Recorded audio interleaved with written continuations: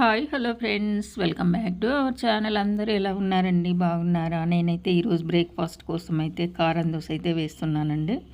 కారం దోశ అంటే ఇష్టపడని వాళ్ళు ఎవరైనా ఉంటారా చెప్పండి? కారం దోశ అంటే చాలా ఇష్టంగా తింటారు. మేమైతే ఎక్కువ శాతం కారం దోశనే వేస్తుంటాను ఇంట్లో. దాని పక్కన చట్నీ కూడా చేస్తుంటాను.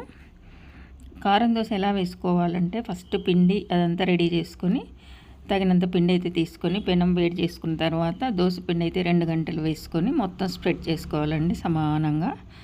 ఆ తర్వాత అయితే మనం ఎర్రకారం అయితే తయారు చేసుకొని ఎర్రకారం 1 స్పూను 1.5 స్పూన్ మాత్రమే వేసుకొని మొత్తం దోశ అంతా స్ప్రెడ్ చేసుకోవాలి. చూస్తున్నారు కదండి నేను ఎలా స్ప్రెడ్ చేశాను.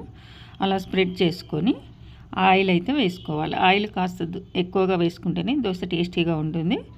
ఆయిల్ దగ్గర అస్సలు పిసినారితనం చేయకండి, మీరు ఎక్కువగానే వేసుకోండి. అలా కాలిన తర్వాత అది కొంచెం కాలిన తర్వాత అది తిరగదిప్పి వేసుకోవాలన్నమాట.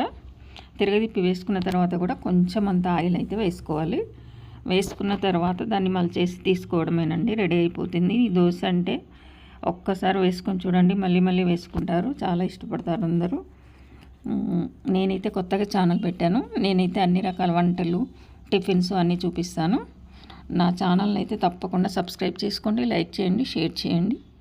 మీకు ఏ వంట కావాలన్నా నాకు ఒక కామెంట్ పెట్టండి, నేను చేసి చూపిస్తాను. చూస్తున్నారు కదండి దోశ ఎంత బాగా వచ్చిందో ఎర్రగా. ఆ దోశ అయితే ఇక తినడమే అన్నమాట. చూస్తున్నారుగా.